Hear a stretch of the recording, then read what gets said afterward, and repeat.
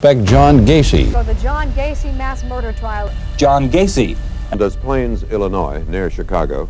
Police today found 6 more bodies under the John Gacy house. And all of this is like a nightmare. 27 bodies buried under his house and garage. Of the murder of 33 young men and boys. Buried most of the bodies under his house and got rid of the others elsewhere. That was one of the first questions was, why am I alive?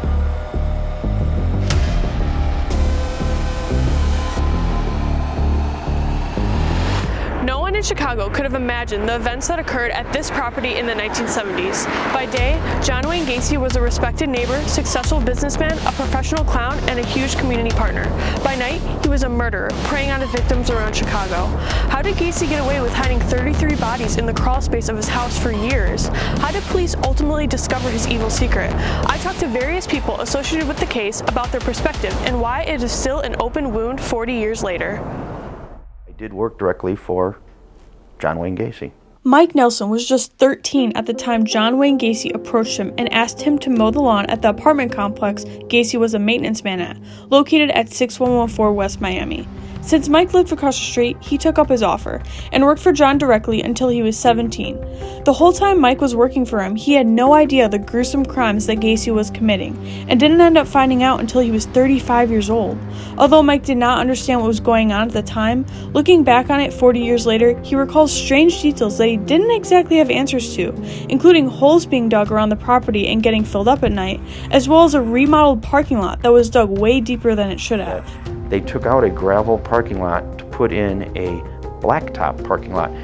You wouldn't dig down 6 to 8 feet to put in a blacktop because you want the compressed soil and such that's underneath it for the stabilization of the blacktop. All of the basement windows that I used to work down were blacked out one day, and a maintenance man would have no reason to black out windows. There was also concrete that was poured in the basement overnight again.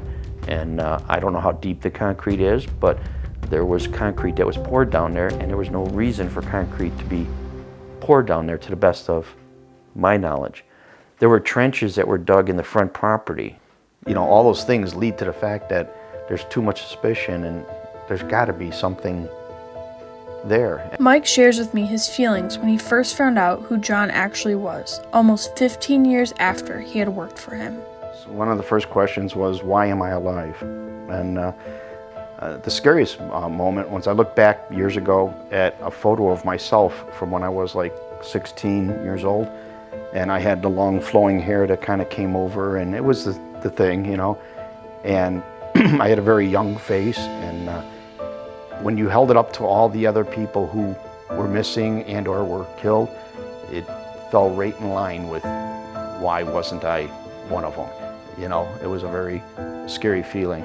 John Borowski is a Chicago-based documentary filmmaker who is currently working on a John Wayne Gacy documentary. John knows the ins and outs of this case, and he shares with me different perspectives and what is the most important to understand while looking at this case. The biggest part of the Gacy case is him being gay. Yeah. The biggest piece. You know, it all comes back to that. Yeah. And not only that, but the times he grew up in and the times he lived in. 50s and the 70s, you had, you know, being gay, number one, was against the law. If you were gay, you could be arrested. So he had to hide that. His repression of that desire, caused him to cover up who he really was. And think about it, what did he do with the boys that he killed? He covered them up too. No one knows.